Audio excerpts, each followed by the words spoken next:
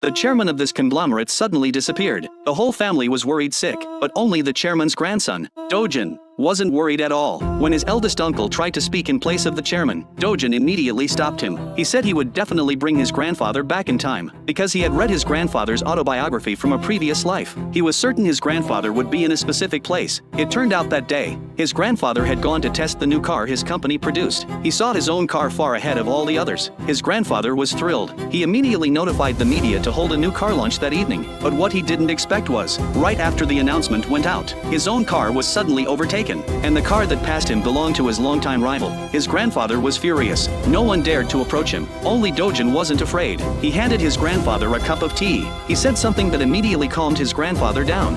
끝날 때까진 끝난 게 아니다. Before his grandfather could praise him, an assistant suddenly came running with a report, saying the chairman of Daeyoung Group had come to visit. He specifically chose this moment to show up. His intention was obvious, but his grandfather had already calmed down. The visitor said his grandfather's car making was just a hobby. His grandfather wasn't angry at all. Instead, he proudly introduced his grandson to him. 서울 법대 수석 입학한 우리 막내 손주가 극하대. At that moment, his eldest uncle's assistant suddenly came running with a report. The two of them hurried outside. It turned out their car's technology wasn't mature enough. Prolonged driving caused the car body to overheat. It could catch fire at any moment, so the racing team wanted to withdraw from the race. But his eldest uncle firmly refused to give up. What he didn't expect was, right after he finished speaking, the car suddenly burst into flames. His grandfather's mood turned terrible. Facing numerous media cameras, his grandfather's hands started trembling uncontrollably. Before Dojin could comfort his grandfather, his eldest uncle suddenly burst in. As the person in charge of the automotive division, he didn't admit his mistake. Instead,